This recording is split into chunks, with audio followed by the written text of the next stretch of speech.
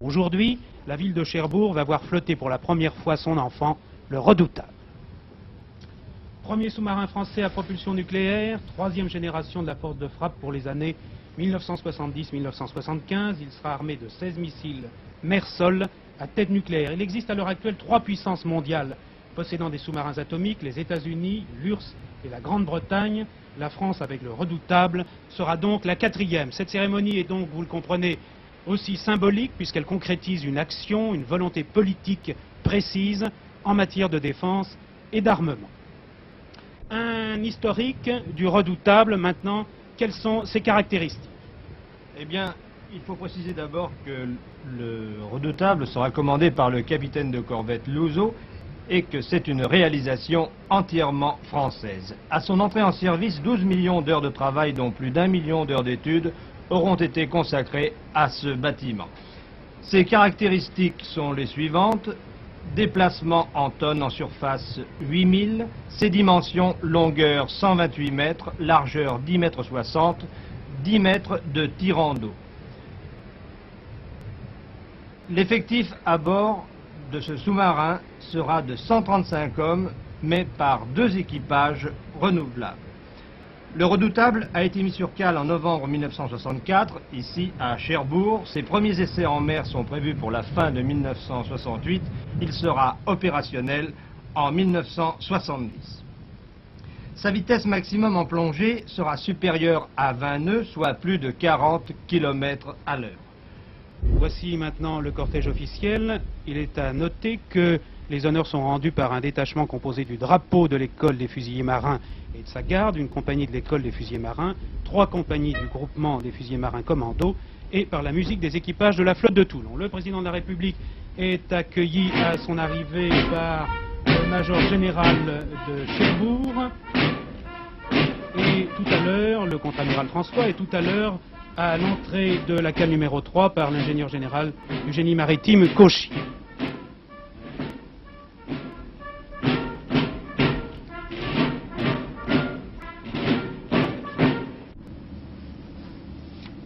Le président de la République fait son entrée maintenant dans le hangar. Il va accéder à la tribune qui a été dressée face à la proue du sous-marin.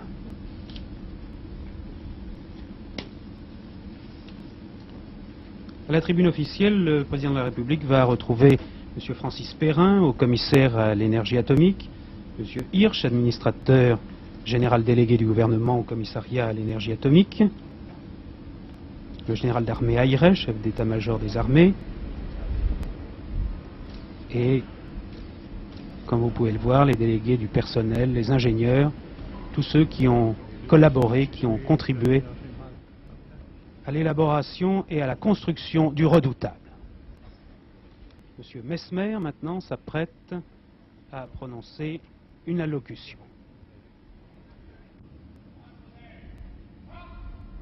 Les couleurs viennent d'être hissées par un ouvrier. Votre présence Monsieur Messmer, souligne que le lancement du sous-marin Le Redoutable est un grand événement pour Cherbourg, pour la Marine nationale et pour la France.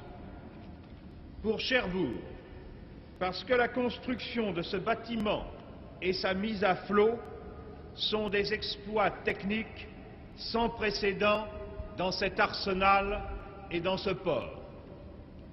Pour la Marine nationale, parce que la naissance du premier bâtiment français à propulsion nucléaire marque une étape majeure dans la réalisation de moyens navals puissants et modernes.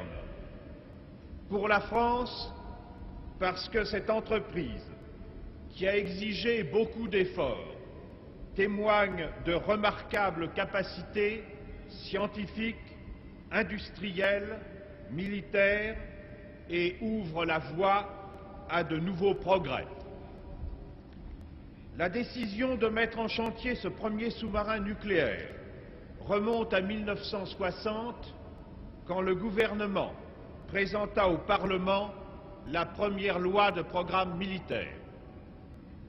La réalisation a été l'œuvre de la délégation ministérielle pour l'armement, en étroite coopération avec l'état-major de la marine et le commissariat à l'énergie atomique, qui à Cadarache, dans son département de propulsion nucléaire, a mis au point le prototype à terre du réacteur, tandis que la direction des applications militaires étudiait les explosifs qui seront portés par les engins balistiques.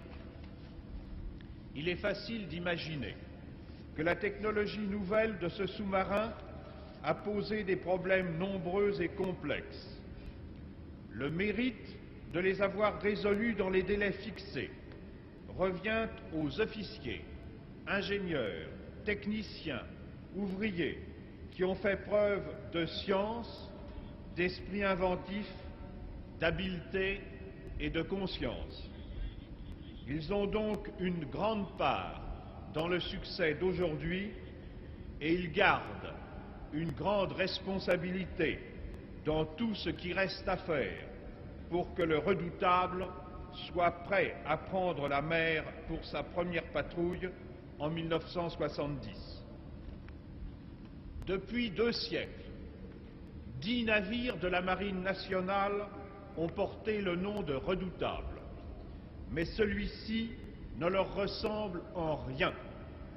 Son tonnage, sa vitesse, sa mission et surtout la puissance de ses armes interdisent toute comparaison avec le passé. C'est l'avenir qui donnera au redoutable des frères semblables à lui. Dès demain, dans cette même cale, commencera l'assemblage du second sous-marin nucléaire, le Terrible, dont l'admission au service actif est prévue pour 1972. Les autres bâtiments de la série se succédant tous les 2 ans. Ainsi, aux côtés de forces de surface et d'une aéronautique navale progressivement modernisée, se développera une flotte de sous-marins nucléaires lanceurs d'engins qui conférera à la marine une valeur stratégique nouvelle et sera pour la France un des meilleurs gages de sa sécurité, de son indépendance et de la paix. Et voici maintenant le moment solennel du lancement proprement dit. Je crois que ce qui est intéressant aussi de noter, c'est la vie à bord du bateau. On sait que traditionnellement les sous-mariniers avaient une vie difficile, plus difficile en tout cas que les autres marins, mais voici que le départ est donné. Je vous laisse voir cette belle, très belle opération de lancement du sous-marin redoutable.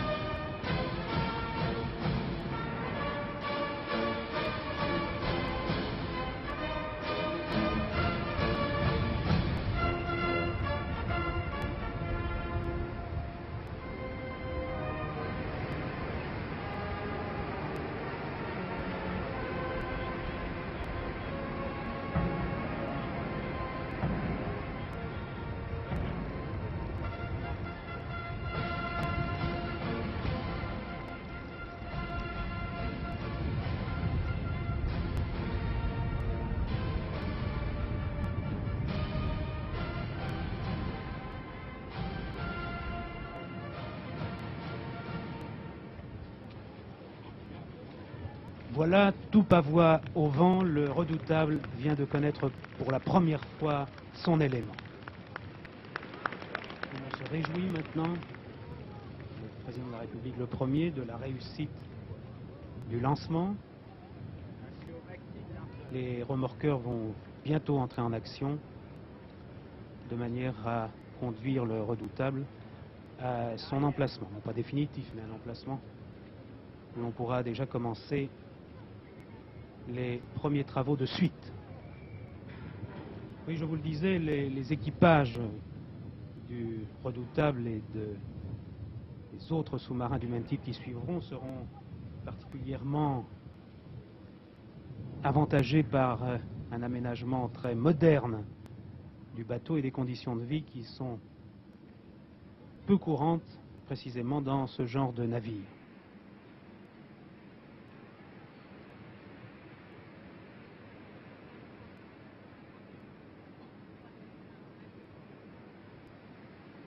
Monsieur Mesmer l'a rappelé à propos du réacteur. Un prototype de cet appareil fonctionne depuis août 1964 au centre d'études nucléaires de Cadarache dans des conditions voisines de celles qu'il rencontrera à bord. Ce prototype a déjà parcouru fictivement 7 tours du monde. Rappelons brièvement comment fonctionne ce moteur. Dans le cœur actif du réacteur, la fission des noyaux des atomes provoquée par le bombardement des neutrons libère de l'énergie. Celle-ci est employée à chauffer un premier circuit d'eau tenu sous pression pour éviter l'ébullition. Ce premier circuit cède sa chaleur à un second circuit non pressurisé dont la vapeur actionne 2 groupes de turbines. Celles-ci font tourner l'arbre et par conséquent l'hélice du bâtiment. Voici les remorqueurs qui, comme je vous le disais à l'instant, vont conduire le redoutable à un nouvel emplacement. Vous avez vu que le travail s'est fait avec beaucoup de précision. On peut dire que tout cela a été minuté très précisément. Et ces images nous permettent d'assister à un travail courant, normal dans la marine, mais qu'il est toujours agréable de voir comme ça en direct sur son écran de télévision.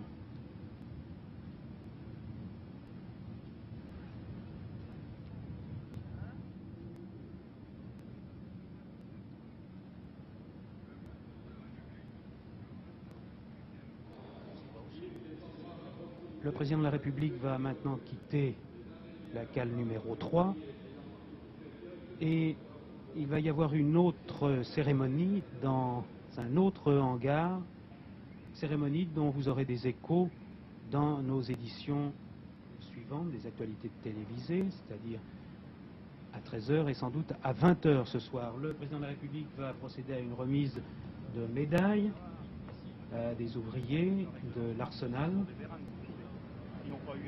avant de présider un déjeuner intime. Mais voici le respect d'une autre tradition. Le général de Gaulle va maintenant inspecter la cale numéro 3. On lui montre maintenant les glissières qui ont permis tout à l'heure au bateau de prendre son essor vers l'océan.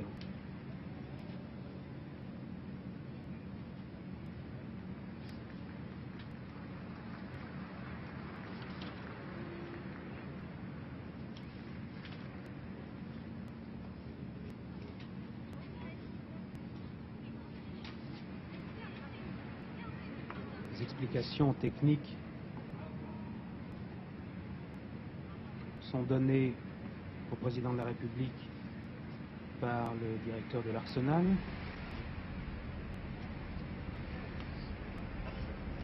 Présentation de personnalités.